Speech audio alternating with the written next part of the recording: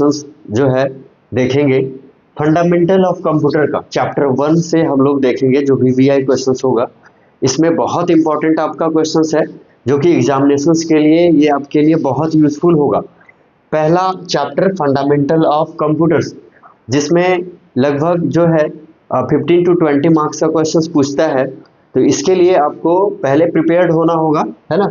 और सबसे पहले हम लोग बेसिक से लेकर एडवांस तक देखेंगे। बहुत बार ये सब क्वेश्चंस आया है एग्जाम में, इसलिए आपको बारीकी से इसको देखना है। और ऑब्जेक्टिव क्वेश्चंस आपके लिए बहुत इंपॉर्टेंट होगा, और खासकर जैक के लिए। जैक, सीबीएसई, आईसीएसई तीनों का फंडामेंटल का कॉन्सेप्ट क्लियर होना चाहिए। बाकी जो है सीबीएसई के अंदर पाइथन पूछता है, जैक के अंदर जो है सी प्लस प्लस पूछता है, और आईसीएसई के अंदर जावा पूछता है। लेकिन फंडामेंटल तीनों बोर्ड्स के अंदर आता है, इसलिए फंडामेंटल का कॉन्सेप्ट आपका क्लियर होना चाहिए। तो सबसे पहले हम लोग फंडामेंटल का पहला क्वेश्चन पे अभी हम लोग आते हैं। यूएनआईवीएसी इज, यानी इसका मतलब क्वेश्चंस का फुल फॉर्म बता रहे हैं।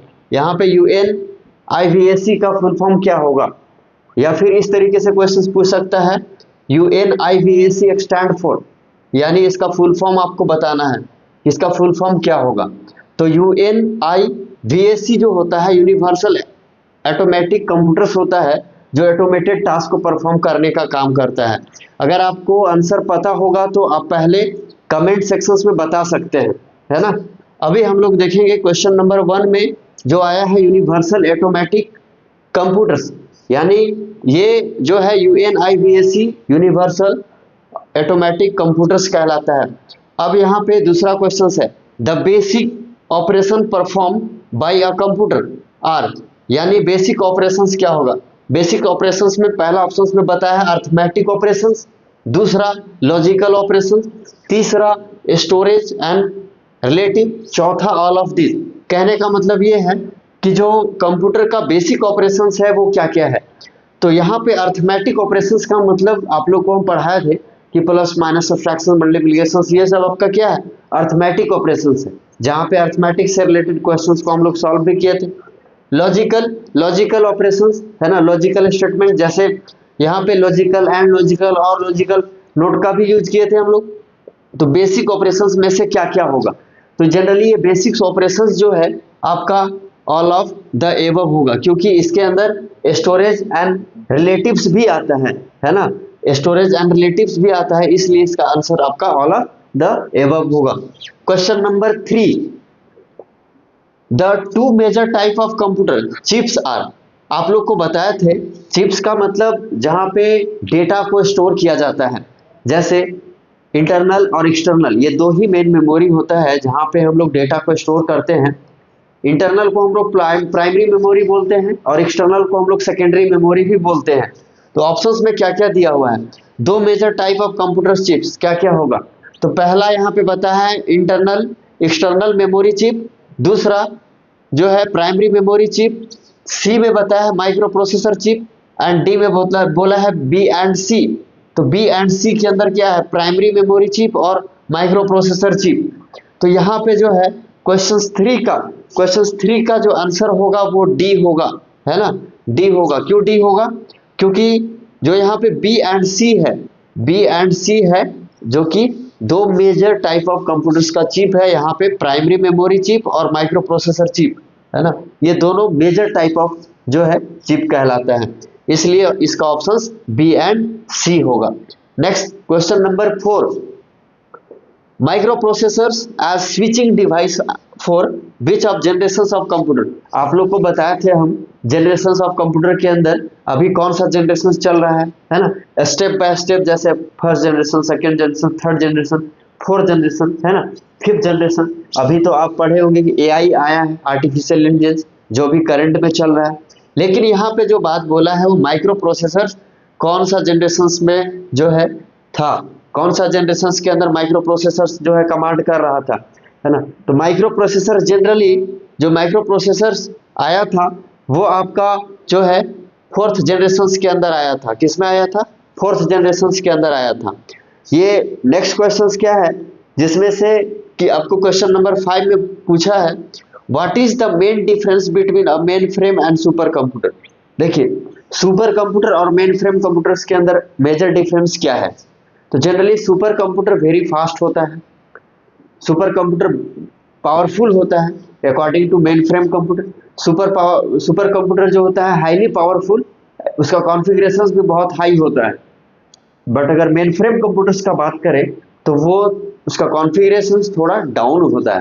तो यहाँ पे पूछा है what is the main difference, यानी मेन डिफरेंस क्या होगा दोनों के अंदर। तो सुपर कंप्यूटर हाईली पावरफुल है, मेन फ्रेम कंप्यूटर थोड़ा उससे लो है। बट यहाँ पे पहला ऑप्शन में क्या बोला है, supercomputer is much larger than mainframe computer.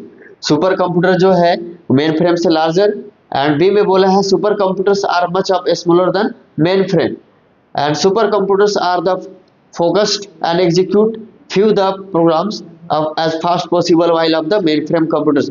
तो इसमें से आप लोग बताएंगे कि कौन सा आंसर होगा क्वेश्चन नंबर 5 का।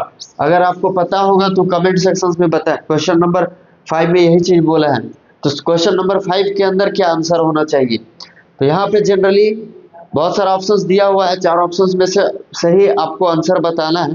तो जनरली जो क्वेश्चन 5 का आंसर होगा वो आपका सी होगा। सी क्यों होगा सर?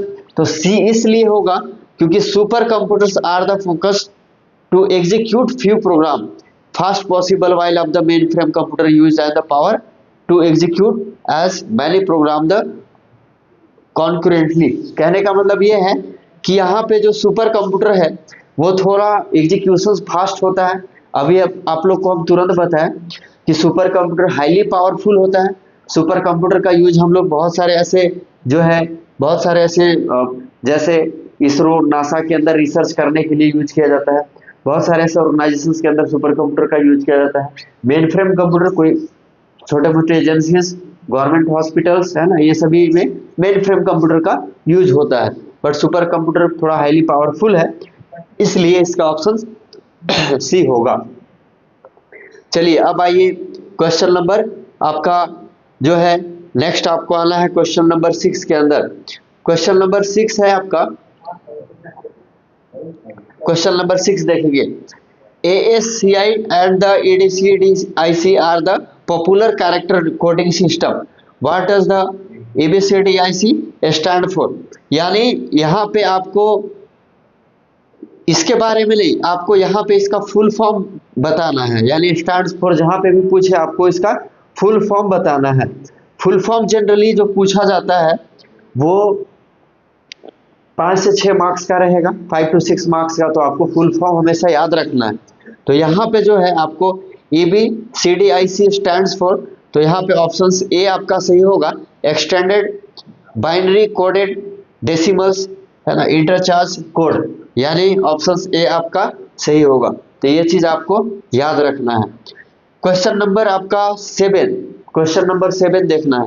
क्वेश्चन नंबर 7 क्या बोला है, the brain of any computer system. तो ब्रेन जनरली होता क्या, ब्रेन तो कंप्यूटर का मेन जो ब्रेन होता है वो CPU होता है, आपको पता होगा है ना। CPU ब्रेन ऑफ कंप्यूटर कहलाता है, क्योंकि जो सारा कमांड होता है वो CPU के अंदर ही होता है। CPU में जनरली सारा कमांड जो आप मॉनिटर के अंदर देखते हैं, माउस के अंदर देखते हैं, कीबोर्ड्स के अंदर देखते हैं, सारा कमांड CPU के अंदर ही होता है, सेंट्रल प्रोसेसिंग यूनिट जिसको हम लोग बोलते हैं। तो सारा कमांड CPU के अंदर ही होता है। बट यहाँ पे क्या क्या ऑप्शंस दिया है, तो the brain of any computer system. तो सबसे पहला ऑप्शन है ALU। ALU क्या होता है, अर्थमेटिक लॉजिक यूनिट। दूसरा मेमोरी दिया हुआ है, एंड तीसरा यहाँ पे CPU दिया हुआ है, और चौथा आपका कंट्रोल यूनिट दिया हुआ है। ठीक है, तो अभी आप लोग को तुरंत हम बताएं कि जो ब्रेन ऑफ कंप्यूटर होता है वो आपका क्या होता है, CPU होता है ना। तो CPU आपको क्या करना है, CPU आपको सही जवाब आपको यहाँ से सेलेक्ट करना है, एंड CPU इसका करेक्ट आंसर होगा। अगर आपको आंसर पता हो तो आप कमेंट सेक्शंस में पहले बता सकते हैं, सभी का कमेंट चेक किया जाएगा, इसलिए आप जो है कमेंट सेक्शंस में अगर आपको आंसर पता हो तो आप बता सकते हैं, या कोई भी डाउट्स हो तो आप कमेंट सेक्शंस में पूछ सकते हैं। क्वेश्चन नंबर 8, क्वेश्चन नंबर 8 क्या बोला है, क्वेश्चन नंबर 8 पढ़ेंगे। क्वेश्चन नंबर 8 बोला है storage capacity of the magnetic disk dependent on. Storage capacity किस पे डिपेंडेंट रहता है, tracks per inch of surface, bit per inch of tracks and disk per pack in the disk of the surface. तो generally storage capacity magnetic disk के ऊपर जो dependent रहता है, ये सभी के ऊपर डिपेंडेंट रहता है ना, इसलिए ऑल ऑफ द एबव हो जाएगा। यहाँ पे क्वेश्चन नंबर 9 में देखेंगे, क्वेश्चन नंबर 9 क्या बोला है। क्वेश्चन नंबर 9 जो बोला है वो पूछा है the two kinds of main memory are, two kinds main memory of. तो यहाँ पे जनरली दो जो मेन मेमोरी होता है वो रोम एंड रैम होता है, read only memory and random access memory. Option d यहाँ पे जो होगा वो करेक्ट होगा। नेक्स्ट क्वेश्चन नंबर 10 में आएंगे। क्वेश्चन नंबर 10 क्या बोला है, क्वेश्चन नंबर 10 आप पढ़ेंगे। The storage area used to store data to compressed for the difference in the speed at which the different unit can handle data. तो यहाँ पे जनरली क्वेश्चन 10 के अंदर ये चीज आप लोग पढ़े होंगे बफर के बारे में, है ना। बफर हो गया, मेमोरी हो गया और एड्रेसेस हो गया। तो जनरली यहाँ पे जो डेटा में स्टोर करता है, जो कॉम्प्लिसेट होता है, वो बफर के अंदर होता है। तो यहाँ पे जनरली ये डिफरेंट यूनिट है जो कि बफर होगा। क्वेश्चन नंबर 11 देखेंगे। क्वेश्चन नंबर 11 क्या बोला है, क्वेश्चन नंबर 11 बोला है the computer is free from the टायरसम of the bottom way call it. तो ये जनरली अगर हम लोग बात करें कि इस क्वेश्चंस के अंदर, तो यहाँ पे accuracy, reliability, diligence and the versatility. तो यहाँ पे जनरली आपका जो आंसर होगा वो डिलीजेंस होगा, है ना, ऑप्शन सी के अंदर। ये सब चैप्टर आपका हुआ है फंडामेंटल के अंदर, आपको पढ़ाया गया है ये सब। तो जहाँ भी डाउट्स होगा आप क्वेश्चंस पूछ सकते हैं कमेंट सेक्शंस के अंदर। और सारा क्वेश्चंस जितना भी यहाँ पे जो है अभी तक हम बता रहे हैं, सारा क्वेश्चंस फंडामेंटल का है और सारा क्वेश्चंस जो है पहले बताया गया है, लेकिन इसमें से कुछ कुछ VVI क्वेश्चंस है, आपको वो चीज़ बताया जा रहा है ताकि आप एग्जाम के लिए जो है प्रिपेयर हो सके। और ये सब क्वेश्चंस जो आप पढ़ रहे हैं ना, ये बहुत इंपॉर्टेंट है। आने वाले टाइम पे जब आपका एग्जाम होगा तो वहाँ पे ये सब क्वेश्चंस आपको कहीं ना कहीं मैच करेगा, इसलिए आपको अच्छे से पढ़ना है। एंड अब आते हैं क्वेश्चन नंबर 12 के अंदर। ICS जिसको हम लोग बोलते हैं integrated circuit are the relative to which of generation of computer. आपको पहले भी बताया था जनरेशन ऑफ कंप्यूटर का एक क्वेश्चन रहेगा, ये 100% रहेगा, इसलिए आपको जनरेशन ऑफ कंप्यूटर पढ़ के जाना है फंडामेंटल के अंदर। और जनरेशन ऑफ कंप्यूटर के अंदर first generation, third generation, second generation, है ना, फिफ्थ जनरेशन, यही जनरेशन ऑफ कंप्यूटर के बारे में ही पूछता है। तो आपको ये चीज़ याद रखना है कि कौन सा जनरेशन के अंदर कौन सा कंप्यूटर होता है और कौन सा कंप्यूटर था, है ना। तो ये चीज़ आपको जो है हमेशा याद रखना है। तो जनरली इंटीग्रेटेड सर्किट जिसको ICS के नेम से भी जाना जाता है, तो इंटीग्रेटेड सर्किट जनरली ICS के भी नेम से जाना जाता है। तो ये कौन सा जनरेशन ऑफ कंप्यूटर के अंदर था, तो ये सब चीज़ें जो है आपको याद रखना है। तो ICS जो जनरली आपको दिखेगा वो जनरली थर्ड जनरेशन के अंदर जो है था, तो थर्ड आपको सेलेक्ट करना है। वही अगर आगे चल के देखेंगे माइक्रो प्रोसेसर हो गया या फिर आर्टिफिशियल इंटेलिजेंस हो गया, ये अपडेटेड है। अभी रिसेंट में जो चल रहा है वो आर्टिफिशियल इंटेलिजेंस चल रहा है ना। CD रोम क्या होता है? CD ROM is a semiconductor memory है, या मेमोरी रजिस्टर है, या मैग्नेटिक मेमोरी है। तो CD रोम जिसको हम लोग कॉम्पैक्ट डिस्क बोलते हैं, है ना, जिसको क्या बोला जाता है, कॉम्पैक्ट डिस्क बोला जाता है। तो जनरली कॉम्पैक्ट डिस्क किसको बोलते हैं? तो कॉम्पैक्ट डिस्क जनरली जो होता है वो ना ही जो है सेमीकंडक्टर है, ना ही ये क्या है, सेमीकंडक्टर है, और ना ही ये मेमोरी रजिस्टर है, ठीक है, और ना ही ये मैग्नेटिक मेमोरी है। ये किस तरीके का मेमोरी है? कमेंट सेक्शंस में आप लोग बताइए किस तरीके का मेमोरी CD रोम है, जिसको compact disc read only memory बोलते हैं। ठीक है, तो ये नन ऑफ दिस के अंदर आएगा, नन ऑफ द एबव के अंदर आएगा। तो आप लोग कमेंट सेक्शन में बताइएगा किस तरीके का ये जो है मेमोरी है। ठीक है, नेक्स्ट जो है हाइब्रिड कंप्यूटर और हाइब्रिड कंप्यूटर। तो ये हाइब्रिड कंप्यूटर जो है रिसेंबल्स टू डिजिटल कंप्यूटर। क्या hybrid computer resemble digital computer है, या फिर रिसेंबल्स द एनालॉग्स कंप्यूटर है, या फिर resemble both of digital and analogues computer. तो ये जो है ना, इसको इस तरीके से बनाया गया है कि ये डिजिटल भी है और रिसेंबल भी है ना। जनरली इस तरीके से इस कंप्यूटर को फॉर्म किया गया है, तो रिसेंबल्स भी है और ये डिजिटल भी है ना। रिसेंबल्स बोथ डिजिटल और एनालॉग भी है, तो आपका ऑप्शन सी जो है करेक्ट होगा। ये डिजिटल और एनालॉग दोनों के अंदर आता है। ठीक है, क्वेश्चन नंबर 15। क्वेश्चन नंबर 15 देखेंगे, which type of computer use the 8-bit code called the ABCD IC। Generally देखिए जो कंप्यूटर्स होता है ना, जो कंप्यूटर अगर हम लोग देखें तो उसके अंदर कितना बीट कितना बाइट होता है, ये चीज आपको याद रखना है। ठीक है, ये कितना बीट्स का होता है वो भी आपको जो है दिमाग में रखना है। तो यहाँ पे जनरली मेन फ्रेम कंप्यूटर्स जो है इसके अंदर 8 बिट होता है, और इसलिए इसका ऑप्शन सी होगा। ठीक है, नेक्स्ट क्वेश्चन है question number 16। The ALU of computer respond to the command coming from. तो ALU को क्या बोलते हैं, अर्थमेटिक लॉजिक यूनिट बोलते हैं। अभी तुरंत हम आप लोग को बताए थे ALU को क्या बोलते हैं, अर्थमेटिक लॉजिक यूनिट बोलते हैं। तो ALU के अंदर अगर हम लोग बात करें तो कंट्रोल सेक्शंस होता है, इसके अंदर क्या होता है, कंट्रोल सेक्शंस होता है। अर्थमेटिक लॉजिक यूनिट के अंदर कंट्रोल सेक्शंस होता है, और उसको क्या करता है, कंट्रोल करने का काम करता है। तो ALU क्या है, एक कंट्रोल सेक्शंस है, जो कि यहाँ पे अर्थमेटिक लॉजिक यूनिट के अंदर ये कंट्रोल करने का काम करता है। नेक्स्ट क्वेश्चन नंबर 17 क्या बोला है, chief component of the first generation. देखिए फर्स्ट जनरेशन के अंदर कौन सा चीफ कंपोनेंट था, तो जनरली देखिए फर्स्ट जनरेशन जब आया था ना, तो उस समय वैक्यूम ट्यूब लाया गया था। क्या लाया गया था, वैक्यूम ट्यूब। उसके बाद क्या आया था, उसके बाद आया था ट्रांजिस्टर, है ना, याद रखना है।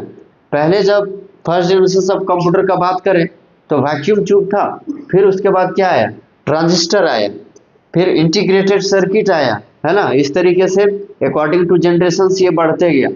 तो सेकेंड यहाँ पे आपका क्या पूछा, फर्स्ट पूछा, तो फर्स्ट में वैक्यूम ट्यूब था। Next question number 18, to produce high quality graphics hard copy in colour would want to an, है ना।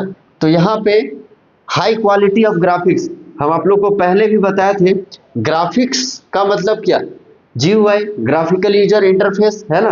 तो जनरली ग्राफिक्स जो होता है वो यहाँ पे हार्ड कॉपी इन कलर मतलब किस तरीके का वो काम करता है। तो यहाँ पे वांट टू क्या चाहिए होता है, ये भी जो है यहाँ पे एक नीड है। क्या इंकजेट का जरूरत पड़ता है, या प्लॉटर का जरूरत पड़ता है, RGB का जरूरत पड़ता है। RGB मतलब रेड ग्रीन ब्लू मॉनिटर। तो यहाँ पे अगर हम लोग बात करें तो ये जो है हाई क्वालिटी ग्राफिक्स, और देखिए सिस्टम के अंदर अगर ग्राफिक्स नहीं है ना, तो वो कहीं ना कहीं जो है ग्राफिक रिलेटेड चीज़ों के अंदर कमांड नहीं कर सकता है, उसमें दिक्कत होता है। तो यहाँ पे जो है हाई क्वालिटी ग्राफिक प्रोड्यूस करने के लिए प्लॉटर का जरूरत पड़ता है। नेक्स्ट क्वेश्चन नंबर 19 क्या पूछा है, what are the stage in the compilations process.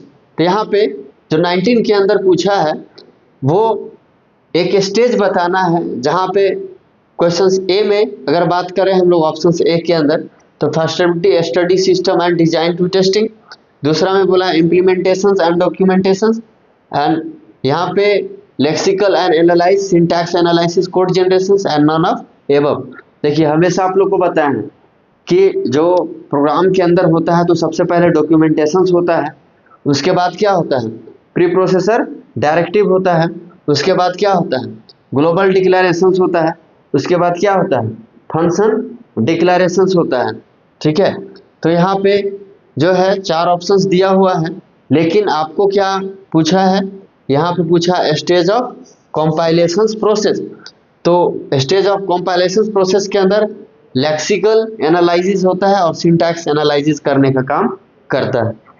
Next question number 20, which of the following IC was used the third generation of computer, यानी which of the following IC, IC अभी तुरंत पढ़े हैं आप लोग, कमेंट में बताइए आईसी क्या है, आईसी के बारे में अभी आप लोग को तुरंत बताएं।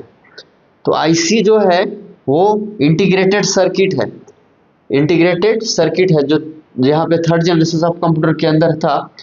इसके अंदर जो है यानी जो कंप्यूटर डाला गया था वो हम लोग बात करें तो एसएसआई था और एमएसआई था, ठीक है, क्या क्या था, एसएसआई और एमएसआई था, तो इसलिए इसका ऑप्शन डी हो जाएगा, ठीक है, both a and b. Next हम लोग आते हैं question number 21, the main electronic components use in first generation of computer. तो मेन इलेक्ट्रॉनिक्स ऑफ कंप्यूटर के अंदर जो फर्स्ट जनरेशन के अंदर यूज किया गया था वो क्या यूज किया गया था, ये रिपीटेड क्वेश्चंस है, इससे पहले भी आप पढ़े हैं, है ना, ये रिपीटेड क्वेश्चंस है, 21 रिपीटेड क्वेश्चंस है। तो इसमें आप लोग बताइए कौन सा आंसर होगा। तो ये जनरली वैक्यूम ट्यूब होगा, आप लोग को तुरंत बताया था फर्स्ट जनरेशन ऑफ कंप्यूटर के अंदर वैक्यूम ट्यूब था। नेक्स्ट क्वेश्चन नंबर जो है 22 देखेंगे, क्वेश्चन नंबर 22, क्वेश्चन नंबर 22 के अंदर बोला है, क्वेश्चन नंबर जितना अभी तक आप लोग को बताया गया है उसमें से सारा क्वेश्चंस इंपॉर्टेंट है, बट इसके बाद भी हम लोग कुछ क्वेश्चंस को मार्क करने वाले हैं।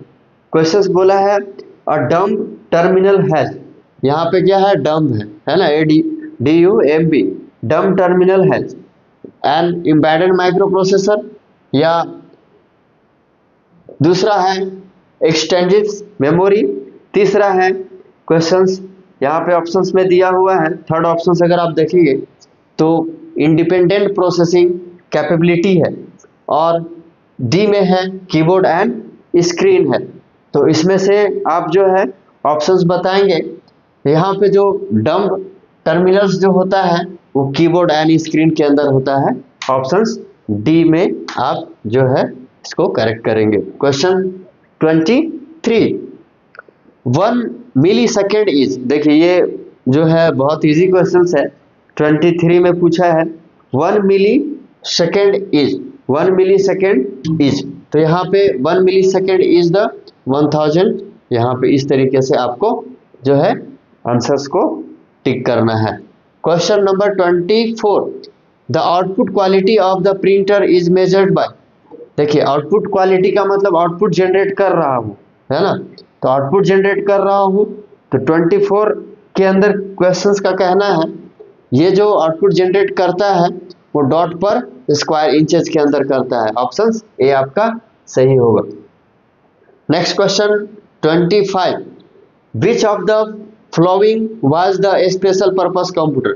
स्पेशल पर्पस कंप्यूटर के अंदर अगर हम लोग बात करें तो ये जनरल पर्पस होता है, स्पेशल पर्पस होता है, मेन फ्रेम होता है ना, उसके अलावा सुपर कंप्यूटर होता है।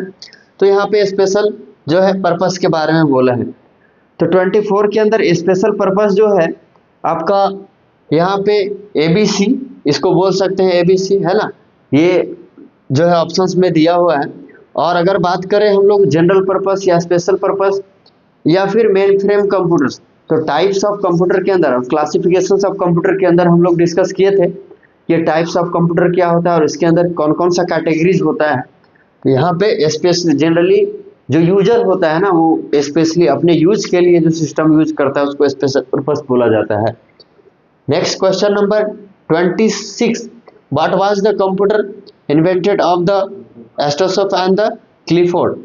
तो यहाँ पे जो है जनरली 26 के अंदर आपको क्वेश्चंस पूछा है, तो ये जो है अगर आप बात करें तो इसमें से ये आपका ओमिटेड है, ये क्वेश्चन जो है आपका सिलेबस से जो है नहीं है, तो इसमें अगर आप चाहे तो ये क्वेश्चंस को रिमूव कर सकते हैं, ये आपका सिलेबस से आउट ऑफ सिलेबस है, ये आपका क्वेश्चन जो है इसको लिखने का और बनाने का। ये बीसीए का generally question, bachelor of computer का ये आपका क्वेश्चन है। क्वेश्चन नंबर 27 देखिए, विच of the flowing storage device can the maximum amount of data.